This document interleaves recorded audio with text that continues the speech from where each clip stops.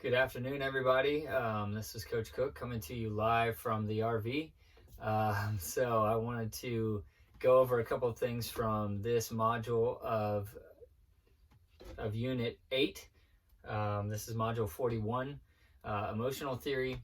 And the reason why I chose this module as the one to spend some time discussing a little bit more is because there are three specific theories of emotion that really are kind of confusing to differentiate between the three.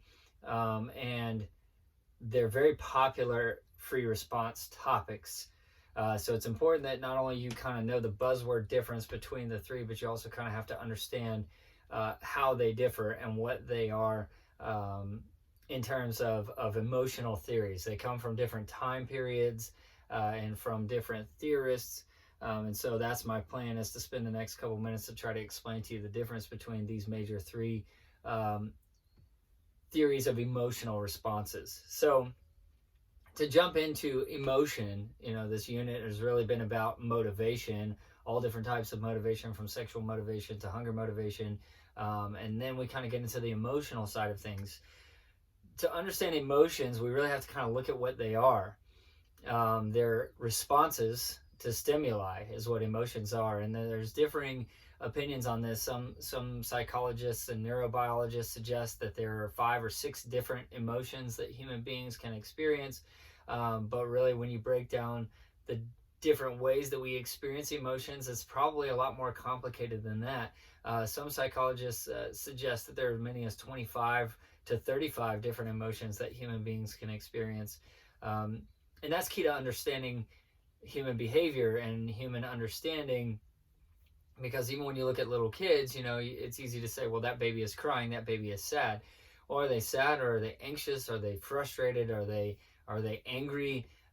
It's really not easy to pinpoint an emotion just based on its physiological response.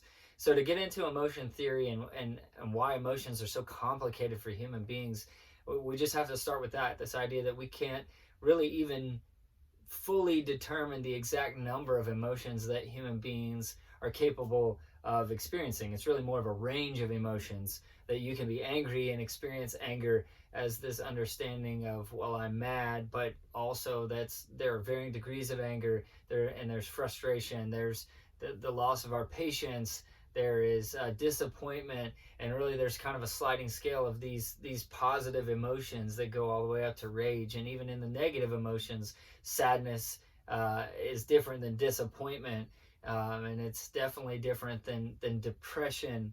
And so there are various different sliding scales of emotional responses that people can experience. So for the purposes of the AP exam and the purposes of the curriculum in Module 41, let's jump specifically into the different theories of emotions and how we experience emotions as humans. This is going to seem very nitpicky. It's going to seem like we're splitting hairs in the difference of a couple of these. And I'll be honest with you, they're not extremely complicated, but they are confusing because they're similar to each other in a lot of ways. But to get into emotional theory, we have to understand the things that are commonly accepted about emotion. We have to define the word emotion, what it means to have an emotional response. And is it biological? Is it physiological? Is it psychological? Is it unique to humans? Or is it something that all animals, or even mammals especially, can experience? And so when you look at the basic forms of emotion, from sadness, anger, rage, fear, those things are not unique to humans. They span across mammals, and really even a lot of the animals that don't fall in the mammal category have amygdala in the thalamus, and they can route sensory data, and they can evaluate a threat, and they can instinctively respond to this with a sympathetic nervous response. And so there's a certain physiological, biological component to emotional theory that is not unique to humans. So to look at emotions and what they are, we have to look at the components of emotions. Really, there are 3 components to emotional responses, and you're going to see this on your study guide. And those components are very simple. We have physiological responses, cognitive responses, and behavioral responses. And it's interesting to note that a behavior almost seems like, why would that be necessary to experience an emotion? In other words, to flip that kind of on its head, do we have to specifically behave sad in order to feel sad? Do we have to have a behavioral component to anger in order to actually be experiencing anger?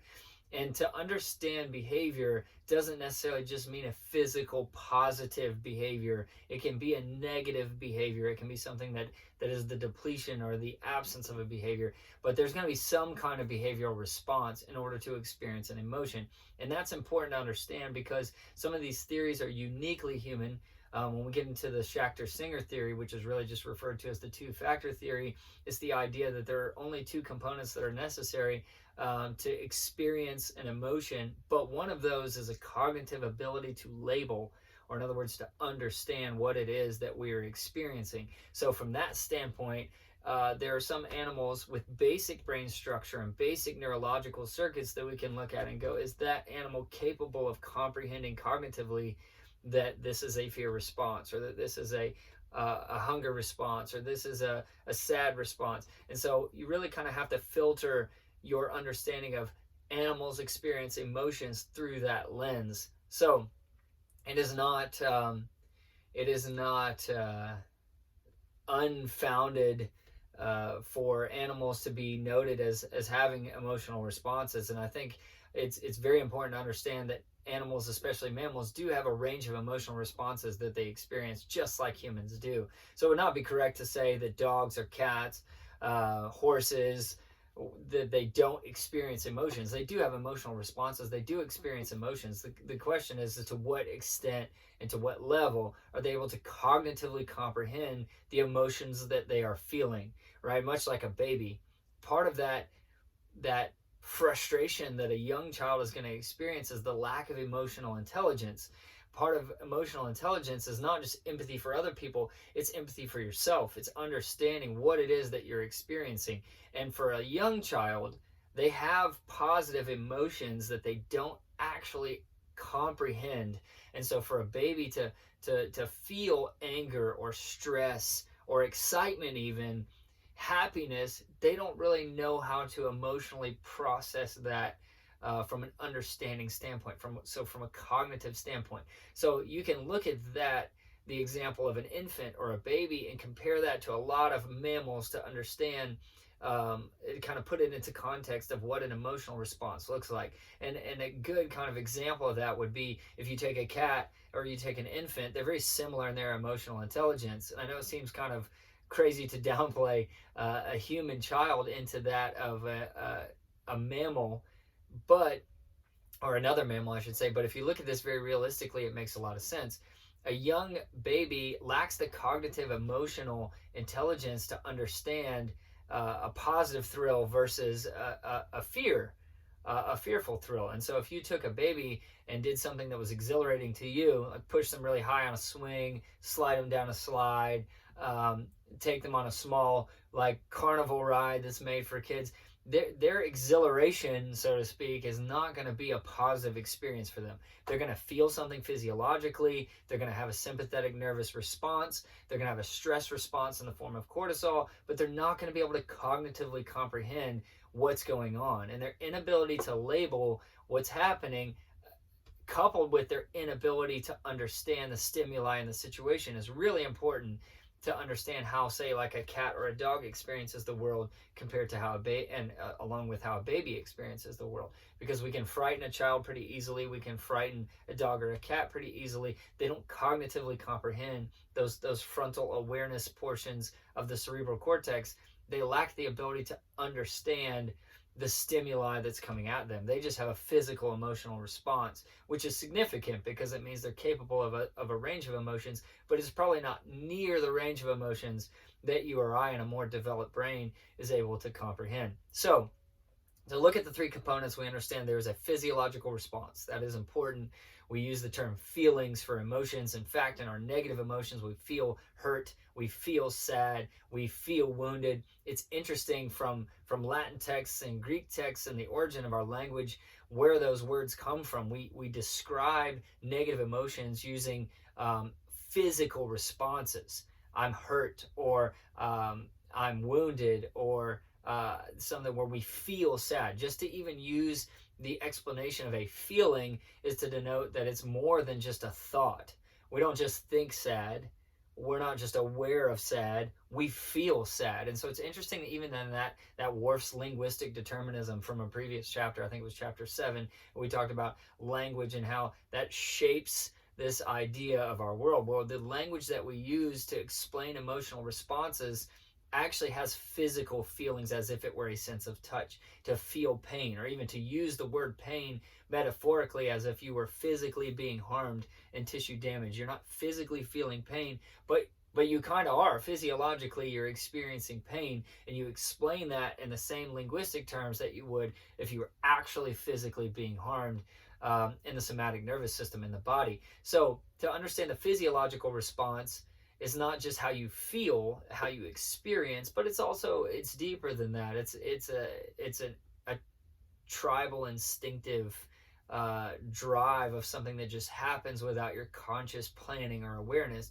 Your fear response is not something that you evaluate and then decide in an executive function of the frontal lobe, well, now it's time for me to be scared, right? But there is a little bit of that. The ability to comprehend, this is a dangerous situation, I should feel afraid. And so as a more advanced mammal, human beings are able to actually have a psychological component, or let's call it a cognitive component, to their emotional responses, which is pretty significant. So we have the physiological side, we have the cognitive side, we also have the behavioral side. So let's jump in for a couple minutes and look at the 3 different theories of emotion, and they occurred at different times. First, we're going to look at evolution, because we have to base everything off of the physiology or the instincts of animals and humans. And so it's actually Charles Darwin who proposed that emotions evolved because they were adaptive, and this allows humans and animals to kind of adapt to their and survive in their environment so that they could reproduce.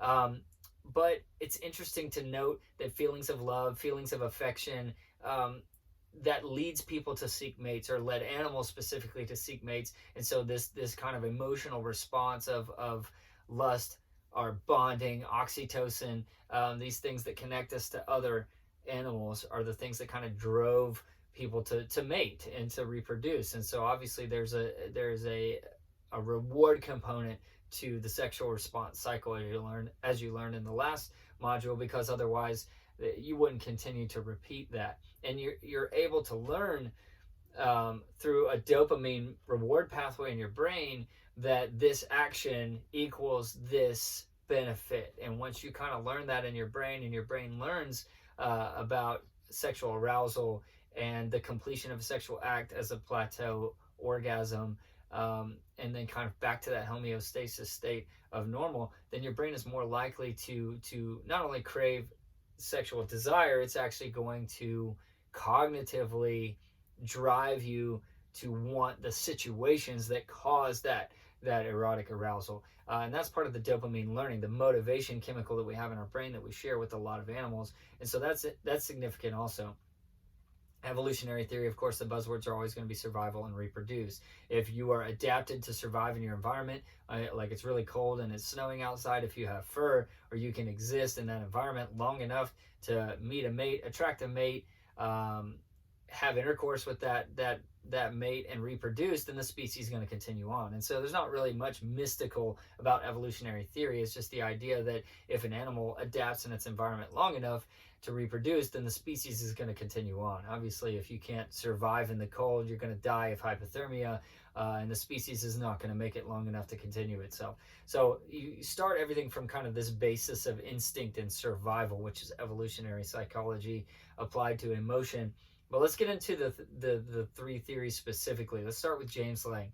James-Lange theory of emotion is stated as saying this: the James-Lange theory is one of the best known examples of a physiological theory of emotion, independently proposed by psychologist William James. And that's the same William James from Harvard that we know from the first chapter, and also from physiologist Carl Lange, which is interesting because James Lange is a psychologist and Carl Lange is a physiologist, so he studies human biochemistry, even in the 1880s and 1890s when William James was at the peak of his career, and he wrote that first psychology textbook at Harvard. I think that was in 1890. So even at that time, there was still a medical knowledge of physiological responses and human blood hormones and brain chemistry. So, what's interesting about this is that this is a little bit deeper than an evolutionary response, because an evolutionary response is going to say you're walking through the woods, you see something move, instinctively somewhere built deep into your brainstem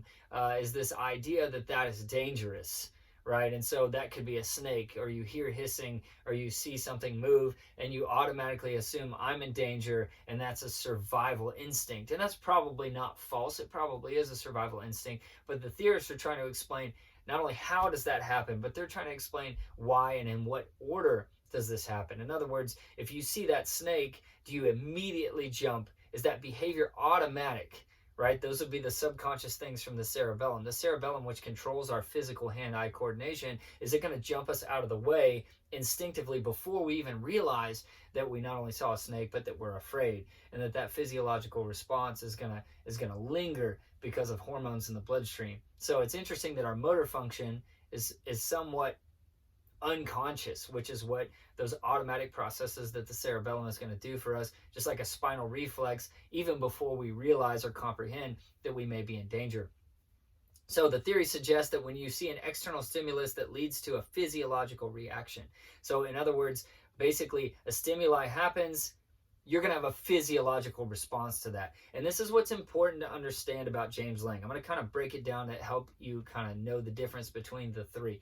What you need to know about the James-Lange theory is that according to their theory, the physiological response happens first, right? So when you look at this, we have a physiological feeling.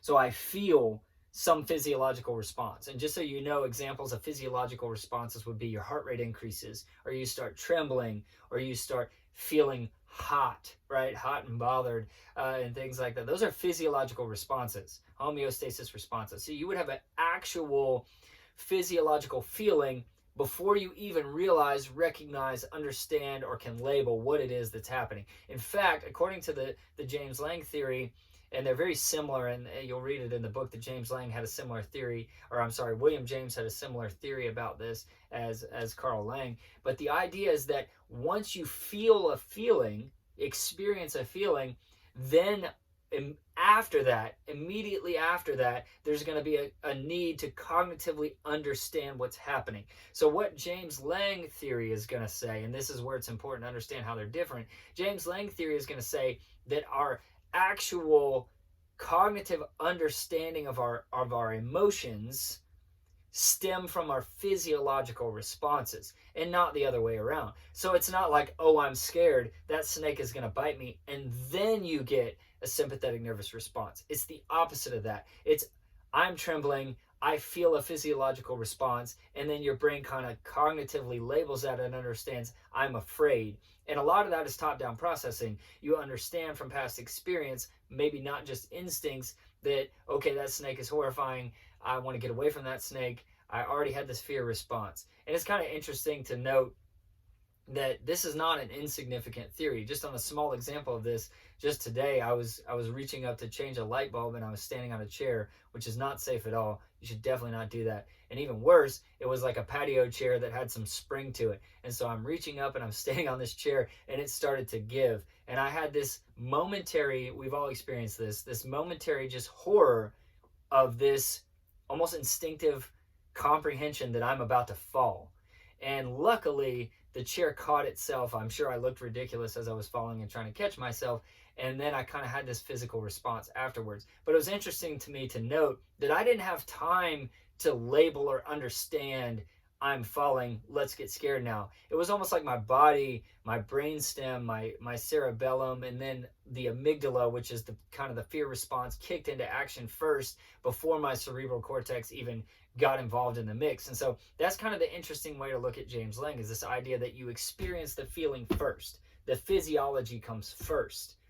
After that, then you actually have this cerebral cortex understanding of well, this is what that was. So to put it in other terms, James-Lange theory is almost essentially like a spinal reflex, but it's more of like a cerebellum reflex or an amygdala reflex. And so you have the intense emotional centers of the brain, or even the motor centers of the brain with your cerebellum. You jumped out of the way, you felt your heart rate increase, and then you realized there was a snake there. And so it's physiology first, and then your cognitive understanding of what it is that has happened to you. And so actually it's your physiology that shapes the emotion.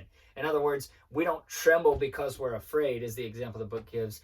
We are afraid because we're trembling. And our experience and our instincts tell us, well, if I'm trembling right now, this physiological response must mean that I am afraid. So it's almost like your physiology shapes your understanding of the emotion. And if that's true, then we can trick ourselves. If we force ourselves to smile, we will convince our brain that we're happy.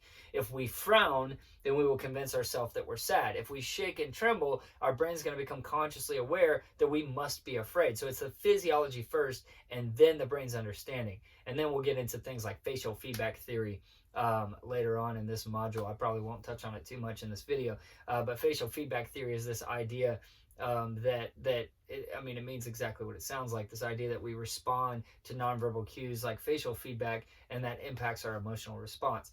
So to sum up William James's theory and Carl Lange's theory, is this idea that your physiology comes first, and then your brain kind of makes sense of that as a result. So physiology first, and then, so it's hormones, chemicals, motor response, then you get this cognitive understanding of, okay, I'm trembling, I must be afraid. So that's the James-Lange theory. Let's move into the Cannon-Bard theory. The Cannon-Bard theory disagrees with that. The Cannon-Bard theory doesn't make any differentiation between when this sequence of events happens. So in other words, if we look at the chart in the book, the example that they give is this idea that if you get a stimuli, the cerebral cortex is evaluating what am I looking at or what am I hearing at the exact same time that the amygdala and maybe even your motor cortex in the brain or your cerebellum or your spine are going to react. And so it's simultaneous. According to Cannon-Bard, and somebody explained this a couple years ago as a mnemonic device, this idea that if you think about two cannons, you visualize two cannons in your brain and they're firing simultaneously. So you think about two cannons at the same time. Well, that's both of the components of emotion, excluding behavior, both of the components of emotion, the physiological response and the cognitive understanding of this is what's going on in my brain and in my body. Both of those things happen simultaneously. So in their theory, in Cannon-Bard's theory, there would be no way to differentiate, oh, I'm afraid, I'm trembling rather, therefore I'm afraid. There's no way to differentiate, well, how can we not prove that you saw the snake, that visual stimuli entered into your eye, down the optic nerve, through the thalamus, and to the emotional centers of the brain, and then the amygdala kicked in at the same time. I'm comprehending this idea of light waves and transduction of light energy, and by the time your brain realizes that's a snake, your emotional centers in the limbic system, which specifically would be the amygdala, also understand, oh, the snake is not only a thing that we know, it's dangerous, and it causes me fear. It causes a fear response. So again, the word there is simultaneously. Now, the Cannon-Bard theory is sometimes referred to as the thalamic theory, as in the thalamus of the brainstem. And what we know about the thalamus is that's the top of the brainstem where all of the sensory data is routed. So the Cannon-Bard theory only works by understanding connectionism in the brain. That, again, going back to the snake example, you see the snake in the bushes, and that movement kind of triggers the optic nerve. The visual cortex of the occipital lobe kind of recognizes those objects as possibly a snake, while simultaneously the amygdala is triggering sympathetic nervous response, fear, or even fleeing, right? And so those two things are happening simultaneously in different parts of the brain, which actually fits right in with our understanding of that dual processing of the brain. The fact that your brain stem can be doing one thing while your conscious awareness, which is the cerebral cortex, is doing something else. So Cannon-Bard is a simultaneous reaction. And again, a lot of times it's referred to as the thalamic theory. You won't see that in your book, but it might help you kind of understand the difference between the two. So it was stated this way. I'm going to just read a quote.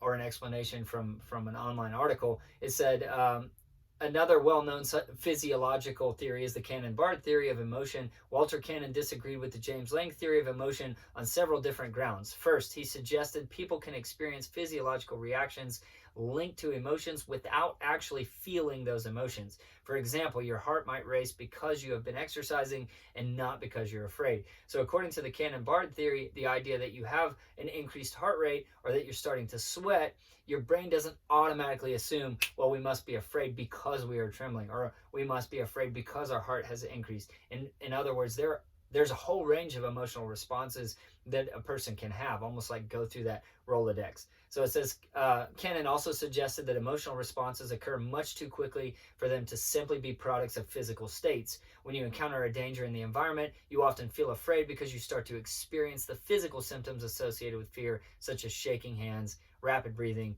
and a racing heart. Cannon first proposed this theory in the 1920s, and his work was later expanded on by physiologist Philip Bard during the 1930s. According to the Cannon-Bard theory of emotion, we feel emotions and experience physiological reactions such as sweating, trembling, or muscle tension simultaneously at the same time.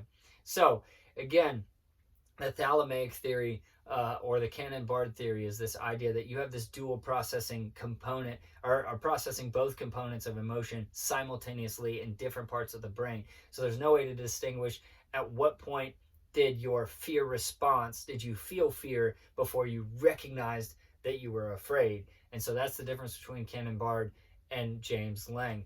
William James suggests that the physiological response comes first, and in fact, actually the physiological response shapes our cognitive label or understanding of what that emotion actually is. So let's get down to the last one. The last one is the Schacter-Singer theory, or what's referred to in your book as the two-factor theory. And really, that's just a simpler way of explaining that there are two factors that are necessary. Let's call them components. Two components that are necessary in order to actually be able to experience an emotion. And so this is going to explain the limits to which types of animals are actually capable of having emotional responses. So this is how it's explained. It's also known as the two-factor theory of emotion. It says the Schacter-Singer theory is an example of a cognitive theory of emotion. This theory suggests that the physiological arousal occurs first, and then the individual must identify the reason for the arousal to experience and label it as an emotion. A stimulus leads to a physiological response that is then cognitively interpreted and labeled with results in an emotion. Schacter and Singer's theory draws on both the James-Lange theory and the Cannon-Bard theory of emotion. Like James-Lange theory, the Schacter-Singer theory proposes that people do infer their emotions based on physiological responses. But it also pulls on this idea of the Cannon-Bard theory and the fact that these are different processes happening in different parts of the brain, although it doesn't argue whether or not it's simultaneous, like Cannon-Bard would say, or that one occurs first, which is the physiology, which leads to the labeling, which is the William James theory. So like the Cannon-Bard theory, the Schacter-Singer theory also suggests that similar physiological responses can produce varying ranges of emotions. For example, if you experience a racing heart and sweating palms during an important math exam, you will probably identify the emotion as anxiety. But if you experience the same physical responses on a date with your significant other, you might interpret those responses as love, affection, or even arousal. And so that's this idea, going back to the cat and the baby example, is that if this species, or let's say this whatever animal in question, is not capable of cognitively labeling what it is that they're experiencing, then they're incapable of an emotional response. In other words, another way to look at it is they lack emotional intelligence. And that's pretty obvious to state. So let's explain the difference. The Schacter-Singer two-factor theory does not get caught up with explaining in what order these two components happen. More, it just explains that there are two components necessary in order for something to be considered an emotional response at all. In other words, if something is not capable of understanding an emotional response, then we cannot say they're capable of experiencing that emotion. Is a dog capable of feeling sad? Most people would say yes, because they can experience the physiology, the feeling, we'll say, of a negative emotion. But according to the two-factor theory, if you can't definitively state that a dog is able to consciously, cognitively understand the emotion that it's experiencing, in other words, they feel a negative emotion and they can't in their mind understand this is sadness, then by definition, that animal would not be capable of an emotional response. That's significant. So that's something that you have to evaluate whether or not you agree with that. So according to the cognitive kind of aspect of the Schacter-Singer theory, a dog is incapable of certain emotions because they're not able to cognitively understand or label what that physiological response is. They experience a negative emotion, almost like we would experience depression, but they can't cognitively understand why it is happening or what it is that's going on in their brain. So a baby doesn't have to know why they're sad in order to be sad, which means they're not capable of experiencing emotion. So the baby just is having a physiological response, a homeostasis response, but they have no way to cognitively understand, I'm sad right now, right? So they the lack of emotional intelligence, or the inability to cognitively label what they're experiencing, actually nullifies them from even being capable of experiencing emotional responses. So some might say that's controversial. I don't know. I think the debate is more whether or not you think that's an apt description of what emotional responses are. If a dog is capable of experiencing sadness, which we can look at a dog and visualize that the dog is sad, we know that they're experiencing negative physiological responses. But the question, according to the Schacter-Singer theory, is because something is experiencing physiological responses, they're feeling something, does that qualify it as an emotional response? Because if they can't cognitively understand or comprehend what it is that they're experiencing, then there's no such thing as sadness in the mind of a dog. There's no such thing as anger in the mind of a dog. There's no such thing as rage. These are all just instinctive, physiological feeling responses that cannot be explained. They lack the emotional intelligence. They lack empathy, or they lack the ability to relate their physiological feelings with the cognitive ability to determine what they are. So I don't know if that's the case or not, but I just wanted to explain the difference between those three theories and just kind of sum it up and wrap it up at the end here. We have the James-Lange theory of emotion, which states that the physiology happens first. Feeling is first. So think of the two F's. The feeling is first in the James-Lange theory. And then what our brain does is our brain kind of comprehends that physiology, that feeling, we'll say. The feeling is first, and then the brain kind of understands that feeling as an emotion. So it's physiology and then our comprehension of what we're experiencing.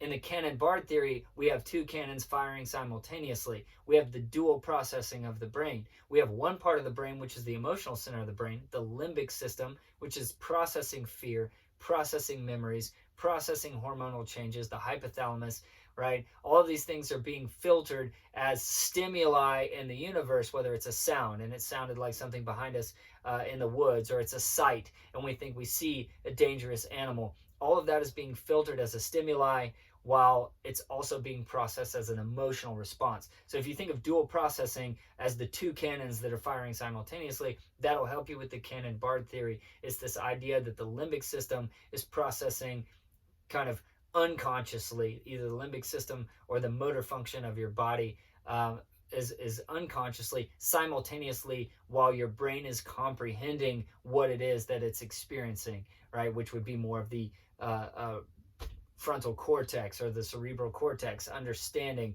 what it is that you're dealing with. So that's Cannon-Bard, that those two things happen simultaneously, and it creates an emotion at the same time. We feel and we understand, and those two things happen interchangeably at the same time in our brain. And finally, we have the two-factor theory, which is the Schacter-Singer theory, and that's the idea that in order to call something an emotion, we have to be able to have the two factors or the two components. We not only have to be able to experience that feeling, right? So if you can't experience sadness because that animal lacks a serotonin circuit in the brain, then that's one of the factors right there. So we have the ability to experience that physiology, but you also have to be able to cognitively comprehend and label what's happening, right? Is an animal capable of fear by definition if they don't understand that they're having a fear response? And so that's kind of an interesting discussion, right? A lot of evolutionary theorists would argue that you wouldn't have a fear response in the brain if you were not able to respond. But again, that could be instinctive. That cannot be something that's emotional.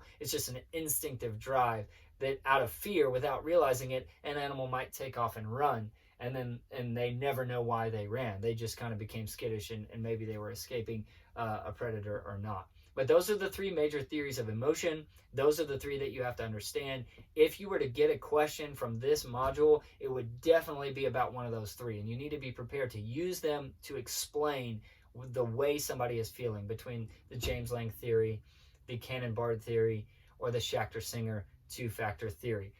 So that's it for Module 41. Good luck answering your questions, and then stay tuned for the next module, which will be Module 42.